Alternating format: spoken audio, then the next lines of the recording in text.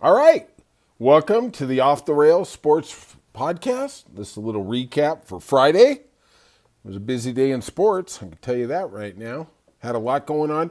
But first and foremost, please hit the like and subscribe button. Leave some comments. Even if you don't know how to write, just put some real cool emojis. It's fine by me. I don't care. I got to tell you, I enjoy doing this. I think we're bringing something new to the thing. I guess probably everybody says that, but my favorite days are Monday and Friday when I get to do a podcast with both Scott and Brian.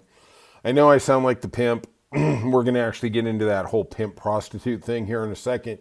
But if you really listen, I really think that you're going to learn something. You're going to hear something you don't hear in legacy media. I think so many of those, and this is really the reason we formed this, is because I think that legacy media is too tied into the structure of what sports are, and I don't think that they look at it in a very honest and contrite way. You know, ESPN, how are they really going to criticize the team owners who vote on the contract they're going to get? You know, I mean, God forbid anybody really criticize the NFL. And I would say the only person I've heard out there who's really goes after the NFL is Mike Florio. But even he walks a fine line because he's employed by NBC too for his side gig. You know, they walk a very delicate line. But I would say this, in the sports media, legacy media, Mike Florio is definitely at the top. He is definitely someone who goes after him and he's not scared. And you know, it's kind of like the role model for me. It's like, you know, don't be scared of what it is. And with that, we're off and running. And I'm going to talk about the Masters. And I am tired of all the bullshit they put out. And the Masters is a big sporting event. Okay, I don't think it's the biggest golf tournament. I think the U.S. Open is. I think the British Open are bigger. I think they have more prestige. But the Masters has done something really, really brilliant. And because it's a private equity club owned by the members, they give out the contracts, the TV contracts, on a one-year basis. It has to get renewed every year. They don't put it out for a massive bid, whatever. So what it happens is their quote-unquote broadcast partner has to basically do whatever they say. It is literally the pimp and the prostitute. And I think Jim Nantz is a great play-by-play guy, but I am getting goddamn sick of him telling me how great Augusta is, how amazing it all is, and how it's a tradition like no other. Yeah, you're right. For 70 years, they wouldn't have a black member. For 80 years, they wouldn't have a woman as a member. Until there was such overwhelming pressure, they had to. They couldn't withstand it. Even a private club in the South. They caved. But he doesn't want to talk about that. He doesn't want to talk about, Charlie Sifford, the first black player who got to play at the Masters, and that's a heck of an accomplishment. Don't get me wrong. Okay? But how many years was he stopped from being there? Because of rules. It wasn't until Tiger Woods slaughtered everybody there, just smashed them, that all of a sudden it was cool. Now we can deal it. And then I'm watching the tournament, and they're going, oh my God, everything has got to be a compliment. Every goddamn thing.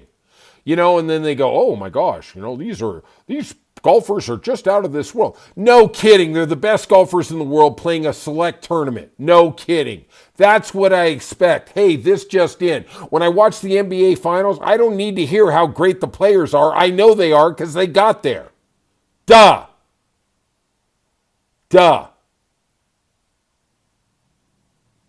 Jesus. And I got to hear this for 6 hours. A tradition like no other. Hey, why don't you just go back in the history book and talk about Lee Trevino? One of the greatest golfers who ever laced it up, and he said he didn't feel welcome at the Masters. He put his spikes on in the parking lot because he didn't want to go in the locker room because he felt that much discrimination. Not going to talk about that guy, are we?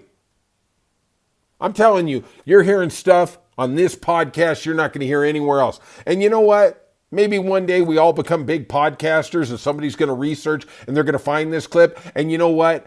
Fuck you, and then fuck you again. Because you know what? I'm not going to hold you accountable for everything. We all make mistakes. I get that. Okay? Discrimination, South, okay. But don't act like you're Mother Teresa now. Like, oh my God, we only care about people. Yeah, right. You care about money. Green jacket ain't the only green thing you're worried about. About how much money you can stuff in your pockets. And I'm tired of getting a 6-hour infomercial about how great the Masters is. Yeah, right. It is a great tournament. Not going to argue. Best golfers in the world testing their skills. But don't act like it's Habitat for Humanity on the side. Because that's a bullshit line. It's a total bullshit line.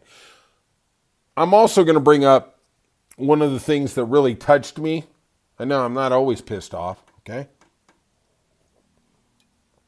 Maybe most of the time. Bernhard Langer.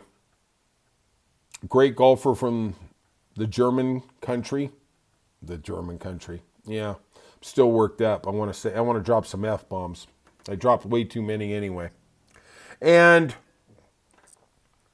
out of the European continent, he's probably one of the 5 greatest golfers ever. He has 2 green jackets. He's a great golfer. I get tired. I get tired of in the entire sports complex when somebody does something good, they go, well, he just works hard. Let me tell you something. In any sport, maybe the hardest worker is somebody you never heard of because they just didn't have the physical talent. It was somebody who was in the gym, on the ball field for 10 hours every day, had coaches, had everything. They just didn't have the talent. Now, when you get somebody like LeBron James, who has out of this world talent, who dedicates himself to his craft, unlike Michael Jordan, then you have a guy who is just insane. And look at the numbers. He broke the scoring record. He didn't take any time off. He wasn't drinking a case of beer and golfing all day. He's in the gym every day for 21 years. Hats off to the guy. Straight hats off to the guy. Right? So Bernhard Langer, they talk about, let's just use golf. This guy wants it. They all want it. They're professional athletes. That is such a stupid effing cliche. They all want to win. They're not out there going through the motions. Okay, maybe Brian will tell you, hey, there's guys on guaranteed contracts who go through the motions, and you know what? He might be right. I'm not gonna sit here. But for the most part, these guys are killers on killers. They want to win. They want to stomp on your throat. Okay? That's what makes them incredible. Okay? And that's what brings the highs and lows of the sport. I am going to tell you, in the literally thousands, probably 10,000s of sporting events I have seen, the guy who came back from the most agonizing, crushing moment in sports still rose above it all. And I'm going to tell you who that was. It wasn't Mike Tyson losing to Buster Douglas. It wasn't, anything like that. It wasn't Bill Buckner. That was a big one, though, being a Red Sox fan. It was Bernhard Langer. And in 1991, at Kiwi Island, and back then, the Ryder Cup wasn't as big as it is now. Now it is just huge, right? I wanted to go see the Ryder Cup this year, and the ticket prices are like a bloody phone number at Bethpage, right? I've talked with Scott about this. And it was building, and it was at Kiwi Island in South Carolina. And the Europeans had finally, for the first time ever, showed the Americans, hey, we're competitive. America just used them as a wet mop, man. They just beat on them and beat on them and beat on them. And finally, in 89, the Europeans showed up. Whoa, Seve, man, we're here. We're ready to roll.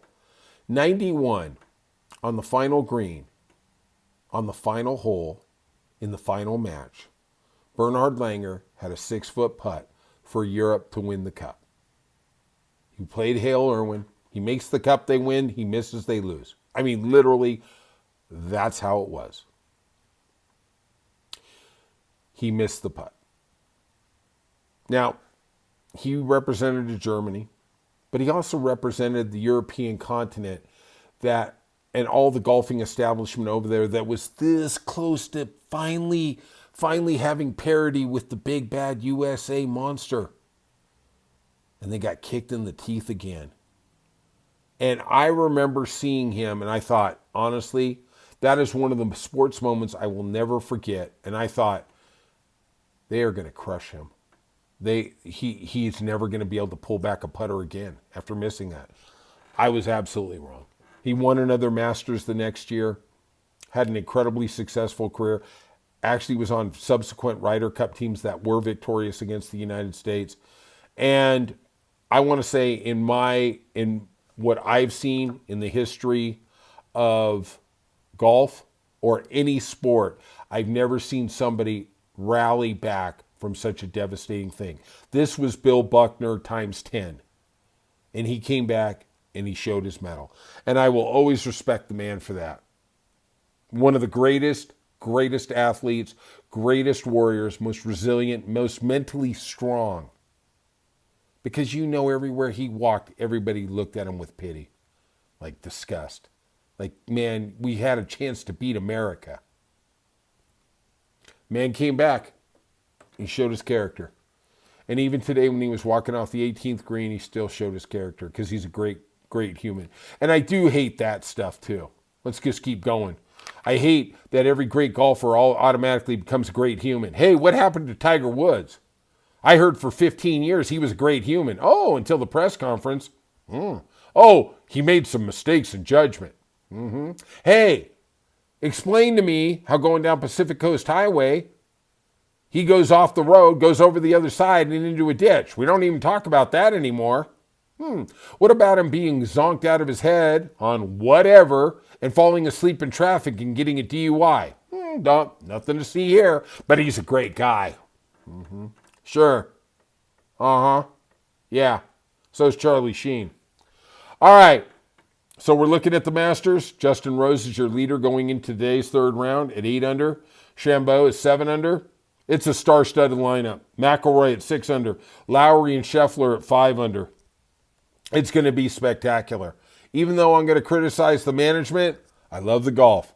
Hey, if you could, hit that like and subscribe button. It means a lot to us. And leave some comments, and we'll see you soon.